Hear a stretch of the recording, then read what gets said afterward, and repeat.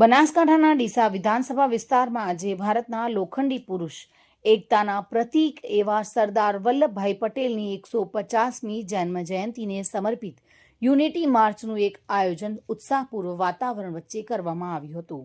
કાર્યક્રમમાં ગુજરાત રાજ્યના મંત્રી એવા પ્રવીણભાઈ માળી અને સૌ સાથે યોજાયેલી પદયાત્રામાં જોડાયા હતા। યુવા અને સમાજના આગેવાનોની ઉપસ્થિતિમાં બનાસકાંઠાના ડીસા શહેરમાં સરદાર વલ્લભભાઈ પટેલની 150મી જન્મજયંતિ નિમિત્તે પદયાત્રા યોજાઈ હતી। સવારના 8 કલાકે બગીચા પાસે સાંઈબાબા મંદિરથી પ્રસ્થાન કરી આ પદયાત્રા 7 કિલોમીટરના રૂટમાં રાણપુર ખાતે પૂર્ણ થઈ હતી।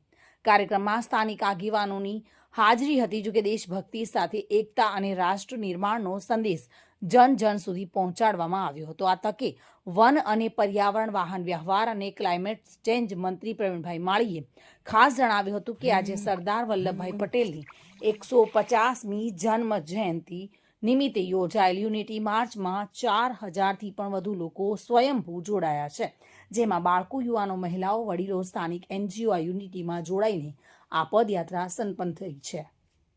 સરદાર વલ્લભભાઈ પટેલની 150મી જન્મ જયંતિ નિમિત્તે યુનિટી માર્ચ ડીસા તાલુકાની અંદર યોજાયો।